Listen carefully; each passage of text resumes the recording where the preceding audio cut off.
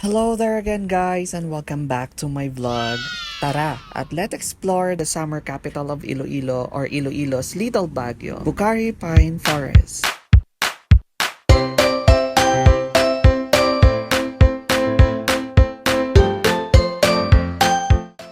Bucari Pine Forest is located at Sitio Tabionan, Barangay Bucari, Leon, Iloilo. From Tigwawan, pwede tayong sumakay ng multicab papuntang Leon Market. Kung nature lover ka ay tsak may enjoy mo itong biyahe. Sa daan pa lang ay langhap mo ang fresh air na galing sa usok ng mga sasakyan. Uy, hindi ganon.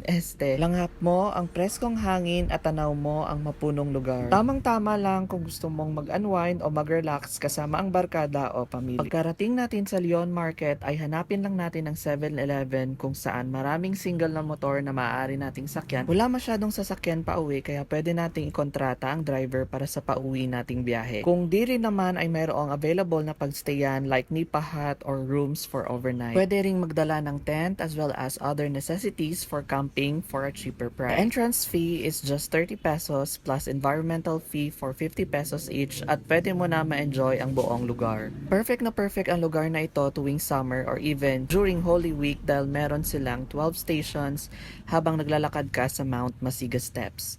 So this is around 40 minutes of trekking kaya magbaon ng tubig or some snacks. Foggy ang lugar sa umaga kaya pwede ka ring magdala ng extra shirt. Just like in Baguio City ay napakaraming pine trees dito, iba't ibang halaman at bulaklak. Pwede kang mag-photoshoot sa I Love Bucari o sa famous na Rocky Spot na siyang patok na patok sa mga turista.